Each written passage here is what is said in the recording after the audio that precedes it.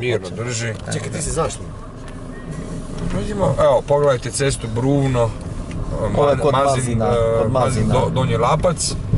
Naime, naš vladajući partner bi trebao poraditi malo na infrastrukturi, da narod ima bolje uslove za svakodnevne potrebe prometovanja, saobraćanja, a ne da ovako se krpa po krpa, jer to svakako neće pridonijeti povratku naroda u ovije krajeve. Zato molimo nadležne i odgovorne da se pokrenu, jer sada je, kako bi se rekli naši doktori, ne 5 do 12, nego 12 i 5. Pogledajte ovo. Ovo je sad još mila majka. Sad smo uključili, naime, snimanje, da ovo je sad kao Stuttgart München, što smo doživjeli do sada. Naime, neću nikoga imenovati, ali mislim da ti na koje apeliram će sami se naći u tome. Evo. Ja znam da je tu malo ljudi ostalo, ali i za ovo malo što je ostalo, molim vas. Hvala. Hoćemo. Evo ga. Sljedeći put znamo da ćemo se drugčije šlihtati za Srb, kad budemo išli južnije. Evo vidimo je čovjeka. Pitaj ga da dela dućan kako tu ne pitaš. Zašto bi dućane gledao sad to? Dobar dan! Dobar dan! Da pusti čovjeka na miru. Pitaj ga da se dućan treba. A zašto bi ti dućan? Pa pivu da si kupim. Krešo počas. Evo našeg naroda. Kada Allah Đelešanu ispunjava naše dove.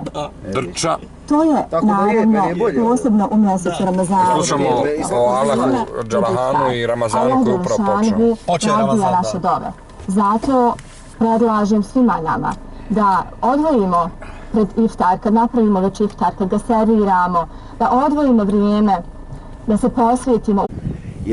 Evo Majmunovo jezero, ovdje u Lapačkom kraju, pogledajte dalekovod, njegove vodovi koji se spuštaju gotovo do površine, tako da ne bi bilo pametno lađariti po ovom jezeru,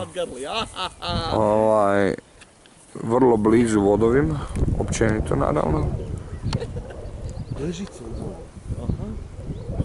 Skoro da je, ne znam, sad ne mogu procijeniti, ali možda 2 metra iznad, metar iznad površine.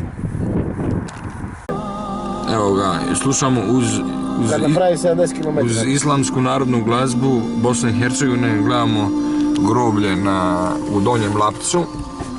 Ovo je zimska služba u Donjem Lapcu. Vidite. Malo liči kao Dobrivoje Pavlica, ima boju glasa naš. Evo, Donji Lapac prekrižen. Da ne bi snijeg. Ulica Maršala Tita. Ajde bogat, ja moram da kažem da se sjećam veoma dobro kad se nalazim na Donjem Lapcu. Predobro.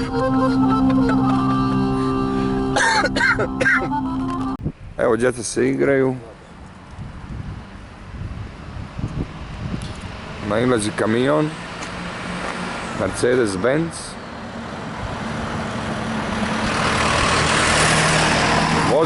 Vozi Miško, a ovo je hram. Dobro da smo stali dućanje. Uspenja Bogorodice. Ja mislim da je Uspenja, a možda i...